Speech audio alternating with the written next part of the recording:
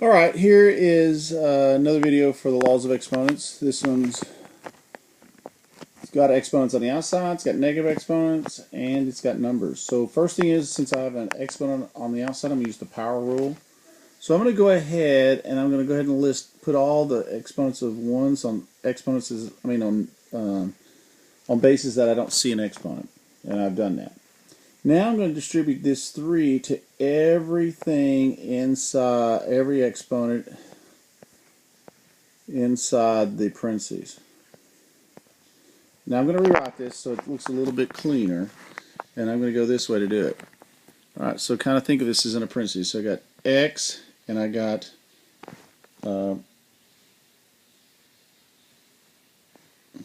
3 times 3.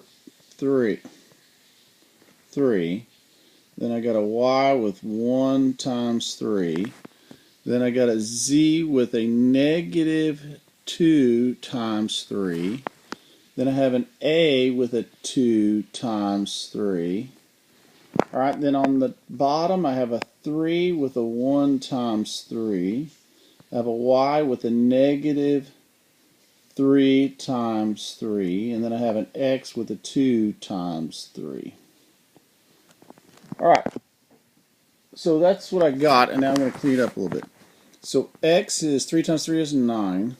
Y, that is 1 times 3, which is 3. Z, that is a negative 2 times 3, which is negative 6. And then a, you have 2 times 3, which is 6. On the bottom, we have 3 to the third power, because 1 times 3 is 3. Y, that's negative 3 times 3, which is negative 9. And then x, which is 2 times 3, which is 6. Alright, so now I'm going to do the little bunk bed story like I told you, before. Whenever you have a negative exponent, you want to move them. Alright, so now I'm going to do, like I said, the bunk bed, where if anything is negative, so anything negative on top will go on the bottom, anything negative on the bottom will go to the top. So I'm just going to start at the top and just go there. So x to the ninth, and I'll change color so you can see. X to the ninth is positive, so we leave it on top. We have a y to the third on top, and it's positive. Z to the negative 6, we'll move this guy down, because it's negative. And now he's positive when we move him down. A to the 6 is positive, so we'll leave him there. I have 3 to the third power, and 3 to the third power is 3 times 3 times 3, which is 27. Y to the negative ninth here, it's negative, so we'll move him to the top, and now he'll be positive. And then we have x to the 6, he's positive, so we'll leave him on the bottom. Alright, now we can match them. So otherwise, we're looking for if we have any x's, and it looks like we have x's on the top and bottom. And we have some combining y's on the top. So let's start with the top. Okay, I have 9 x's on top, and I have 6 x's on the bottom. If I match them, that means I subtract them. If I subtract them, I should have 3 x's left on the top. Alright, so think about it. If I have 9 x's, I'll do it right here. If we have 9 x's on top, 1, 2, 3, 4, 5, 6, 7, 8, 9, and we have 6 on the bottom, and I match them, how many do I have left? So I'm going to have that out. How many do I have left? I have 3 on top. And that's what I mean.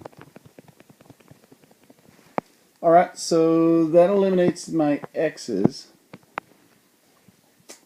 My y to the third and my y to the ninth, they're both on top. Since they're both, we're going to add the y to the third and y to the ninth. Makes it y to the 12th.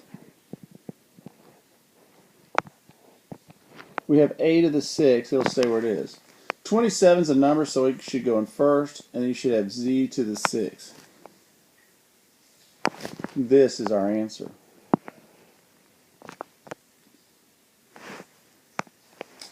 Alright, let's try this one. This one's a little bit bigger. Alright, so this one, I'm going to double check, put exponents on everything because I have an exponent on the outside. So I'm going to put a 1 with the 2. The h needs a 1 power, and the 3 needs a 1 power. And I think I got everything. Now I'm going to multiply the 4 to every exponent on top and on bottom. The 4 does not go to the other parentheses. It only goes to this one. So I'm going to write this out, and it's going to be a big one. So I'm going to write it each. So it's 2, and it should be 1 times 4. Alright, then A is a negative 3, but we're going to multiply 4 to it. H is 1 times 4. C, negative 2 times 4. M is 3 times 4. Alright, and the bottom part, you got 3 and you got 1 times 4. H is a negative 3 times 4. And M is 2 times 4. And we haven't even touched the other parentheses yet. So we're still going to clean this up a little bit. Alright, so I'm just going to clean it up. So it's 2 to the 4th, A to the negative 12, H to the 4th, C to the negative 8, and M to the 12th. And on the bottom we have 3 to the 4th, H to the negative 12, and M to the 8th. And remember, we still have not messed with that parentheses right there. So we're going to go ahead and clean this up. We're still working on this one right here. We're cleaning it up a little bit. So since we have that, I'm pretty much going to erase this part here.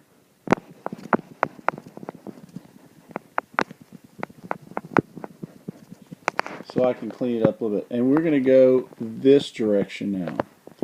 So 2 to the 4th power, that's 2 times 2, which is 4, and then 4 times 4 is 16, so that's 16.